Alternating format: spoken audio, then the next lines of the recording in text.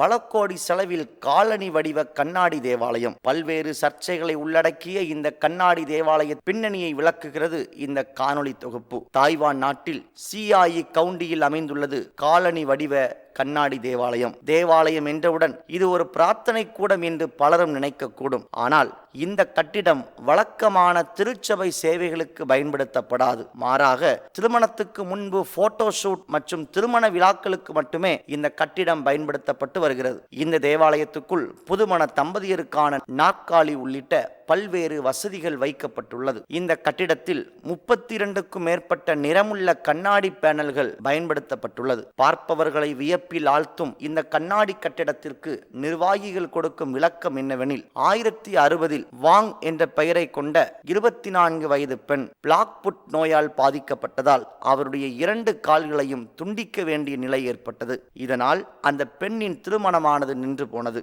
அதன் பின்னர் அந்த பெண் திருமணமாகாமல் தன் வாழ்நாள் முழுவதும் தேவாலயத்திலேயே கழித்ததாக கூறப்படுகிறது. இவர் நோயால் பாதிக்கப்பட்ட காலத்தை நினைவூட்டுவது மட்டுமல்லாமல் பெண்கள் தங்களுடைய மகிழ்ச்சியான எதிர்காலத்தை நோக்கி நடக்க முடியும் என்ற நம்பிக்கையின் அடையாளமாகவே இந்த தேவாலயம் காலனி வடிவில் கட்டமைக்கப்பட்டுள்ளதாக கூறுகின்றனர். ஒரு கட்டிடத்தை தங்கள் விருப்பப்படி கட்டுவதும் தங்கள் விருப்பத்திற்கு பயன்படுத்துவதும் தனி மனிதனுடைய சுதந்திரம். ஆனால் அந்த கட்டிடத்திற்கு தேவாலயம் என்ற பெயரை வைத்து தேவாலயத்தின் சேவைகளுக்கு பதிலாக போட்டோ ஷூட் சேவைகள் செய்யப்படுமானால் அது எப்படி தேவாலயமாக மாற முடியும்? மேலும் பொதுவாக தேவாலயங்கள் கோபுர வடிவிலோ கூடார வடிவிலோ இருக்கும்.